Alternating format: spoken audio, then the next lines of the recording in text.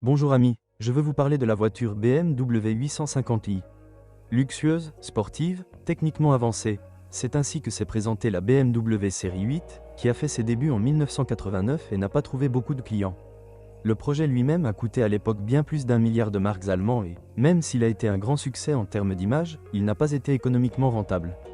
Aujourd'hui, c'est l'un des youngtimers BMW les plus appréciés, dont la valeur augmente rapidement.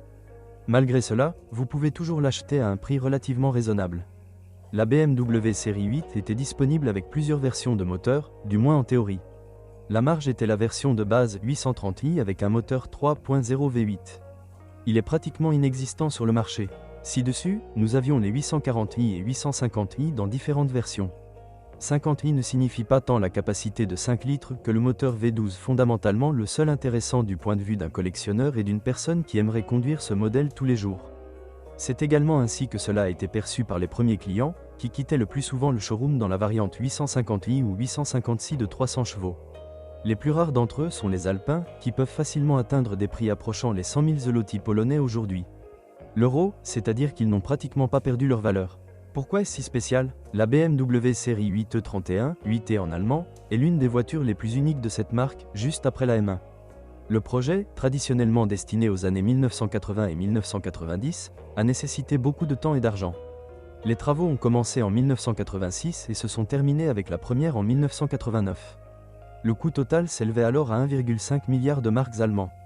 En Allemagne, le modèle a rapidement gagné le surnom de « tueur de Ferrari », car il s'agissait en effet de la première BMW capable de rivaliser avec les meilleures voitures GT d'Italie et de Grande-Bretagne. Ce n'était pas seulement très luxueux, mais aussi solide. Malheureusement, la BMW série 8 a fait ses débuts à un moment où l'économie mondiale sortait de la crise financière et où l'intérêt pour les produits de luxe était faible. La voiture en Allemagne coûte à partir de 130 000. Des notes pour la version 840i jusqu'à 180 000 pour 850ci. L'Alpin B12 a été évalué à plus de 200 000 $. Marque. Au final, 30 621 unités ont été vendues au cours des 10 années de production. Ce projet peut donc être considéré comme un échec d'un point de vue économique. Les faibles ventes et les énormes dépenses du projet n'ont aujourd'hui qu'un effet positif sur la valeur marchande de la BMW 8e. Une autre chose est la technique. Créons la meilleure BMW de tous les temps. Ce slogan a probablement été suivi par le conseil de surveillance de BMW lorsqu'il a alloué la somme exorbitante de 1,5 milliard de DM au projet du successeur de la série 6, E24. La voiture était censée être, et était finalement, dotée d'une technologie qui n'avait jamais été utilisée dans aucun autre modèle. C'était une démonstration du savoir-faire et du niveau de la marque BMW. Klaus Kapitz, qui a de l'expérience avec Ford et les voitures à faible traînée, était responsable du dessin de la carrosserie. Aujourd'hui, les constructeurs s'en vantent également, mais on parle davantage d'appui. Dans les années 1980, ce qui impressionnait le plus était le coefficient de traînée de 0,29. La carrosserie, dépourvue de spoiler ou de diffuseur, a été minutieusement testée en termes de sécurité, de force agissant pendant la conduite et de bruit dans l'habitacle. Dans ce dernier domaine, un travail important a été nécessaire pour minimiser le bruit de l'air dans les portes sans cadre. Les vitres latérales avant et arrière peuvent être entièrement abaissées et rangées, et les vitres des portes s'abaissent automatiquement légèrement lors de l'ouverture et de la fermeture des portes, puis se relèvent à nouveau, ce qui facilite la fermeture et le descellement de l'habitacle, réduisant ainsi la sensibilité au bruit aérodynamique. La voiture fut la première à être équipée de ceintures de sécurité intégrées au siège, qui grâce à cela, avaient des points d'attache exactement là où ils étaient nécessaires, et non là où la carrosserie le permettait. Ce système ne modifie pas non plus la position des ceintures de sécurité par rapport au corps lorsque le siège est réglé. La conception de la suspension, comme tous les autres éléments de cette voiture, a également nécessité beaucoup de travail. Au lieu d'aller directement au Nürburgring, un simulateur a été développé pour la voiture qui reproduisait les charges subies sur la piste.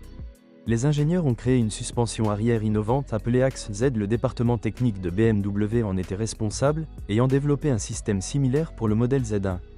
Il est très compact et efficace à la fois. Le système de direction électro-hydraulique des roues arrière modifiait doucement la géométrie, provoquant une légère rotation des roues vers le virage. Cela avait pour but de contrer le survirage. La solution a fait ses débuts en 1993 avec la 850 CSI. Bien sûr, il y a aussi le système ESP et le contrôle de traction. Aujourd'hui, ce sont des équipements évidents, ce qui n'était pas le cas à l'époque. La série 8 est également dotée d'amortisseurs adaptatifs et d'un système de direction assistée qui modifie la force lorsque la vitesse augmente ou diminue. Il existe également un système pour faciliter le stationnement. Une caractéristique intéressante est l'utilisation d'un mécanisme de direction à vis à billes, dont la précision n'est pas son point fort. La voiture a été testée dans toutes les conditions climatiques afin de ne pas être un produit comme une Ferrari ou une Lamborghini, qui ne peut pas être conduite dans les embouteillages ou dans le désert à grande vitesse. La BMW série 8 a facilement supporté une chaleur de 50 degrés avec le moteur en marche, à la fois sous charge maximale et au ralenti. Pendant ce temps, l'intérieur était parfaitement refroidi à température ambiante par un système de climatisation efficace. Un seul moteur droit. Bien que la BMW série 8 soit disponible avec des moteurs V8, le seul moteur approprié est le V12 susmentionné. Cette unité a une capacité de 4988 cm3 dans la 850i jusqu'en 1992 et dans la 850ci jusqu'en 1994. Il s'agit de la version la plus populaire de ce modèle, avec plus de 20 000 unités vendues. Pièces. Le moteur est désigné M70B50 et développe 300 chevaux. Après 1994, le modèle 850ci était équipé d'un moteur M73B54 modifié d'une cylindrée de 5379 cm3, développant 326 chevaux. Il a été produit jusqu'au bout, jusqu'en 1999. Le modèle haut de gamme était le 850 CSI avec le moteur S70B56 d'une cylindrée de 5576 cm3 et 380 chevaux, produit entre 1992 et 1996. Sans exception, le moteur le plus célèbre de la BMW 8 est le M70B50, et c'est le seul sur lequel on peut dire quelque chose de plus. Il convient de noter qu'il s'agit de l'un des rares composants qui n'a pas été conçu à partir de zéro spécifiquement pour ce modèle. Le moteur a fait ses débuts dans la limousine série 7 E32, où il s'est avéré être un excellent moteur. La grande et lourde série 8 avait besoin d'un moteur puissant et léger. Il n'y avait pas de meilleure alternative que le M70. Le moteur ne pesait que 248 kg et développait 450 Nm. D'un point de vue technique, le moteur était en quelque sorte une combinaison de deux unités 6 cylindres. Des ordinateurs séparés contrôlant l'allumage et le dosage de carburant ont été préparés pour chacune des têtes. Chacun dispose d'un accélérateur à commande électronique et de son propre ensemble de capteurs indépendants. Même les pompes à essence ont été dupliquées. L'unité en aluminium est dotée d'une couche isolante dans les zones les plus bruyantes pour atténuer le bruit. Des parois doubles et un amortissement sont présents dans le couvercle de soupape et le carter d'huile. Même les chemises de cylindre ont un revêtement extérieur en silicone pour amortir les vibrations. Le moteur se caractérise par une culture d'exploitation hors du commun. J'ai eu l'occasion de découvrir moi-même son travail soyeux. Le démarrage se fait pratiquement sans vibration et vous pouvez facilement construire un château de cartes sur le moteur en marche. Jusqu'à ce que le ventilateur du radiateur s'allume. Les clients qui souhaitaient un grand confort de voyage se voyaient proposer une transmission automatique ZF à 4 vitesses. Pour ceux qui aiment choisir leur propre vitesse, il existe une boîte manuelle Getrag à 6 vitesses, de série sur la 850 CSI. Il s'est cependant avéré rapidement que cela n'avait pas été un succès et, en guise de juste milieu, en 1993, une boîte automatique ZF à 5 vitesses avec possibilité de sélection manuelle des vitesses a été installée dans chaque série 8.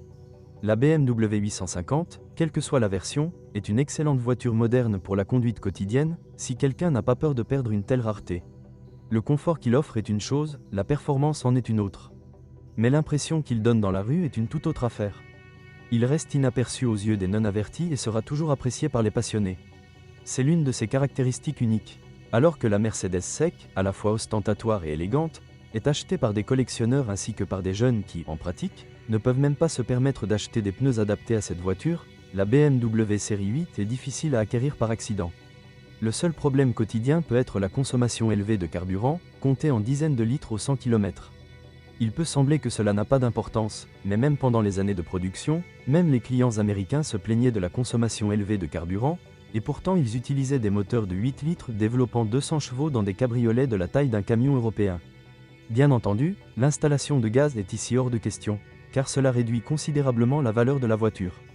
Ce qui est très important, du point de vue opérationnel, c'est qu'il n'y a absolument aucun problème de service et de pièces de rechange.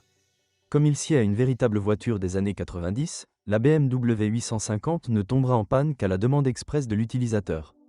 Il est important de prendre soin de l'entretien de base, il est préférable de changer l'huile moteur tous les 10 000 km.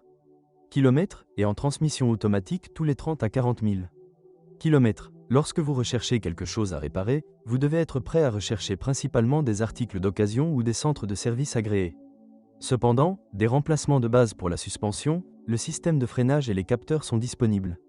Par exemple, il est plus difficile d'acheter des pneus aux dimensions d'usine.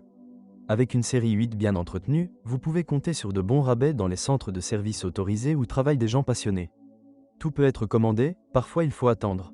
Le plus important est qu'il s'agisse d'une voiture peu exigeante et pratiquement sans panne. Une conception aussi raffinée n'a pas le droit de comporter des défauts de fabrication. L'important est que dans certains domaines, vous pouvez vous permettre d'effectuer des modifications mineures sans déprécier de manière significative la valeur de la voiture. Vous pouvez remplacer avec succès les freins par des freins de rechange, même si nous tenons à souligner ici que les freins standards sont incroyablement efficaces. Si vos amortisseurs s'usent, vous pouvez ignorer l'achat d'origine et opter pour un ensemble sport de haute qualité. De telles modifications sont neutres dans une voiture de cette catégorie.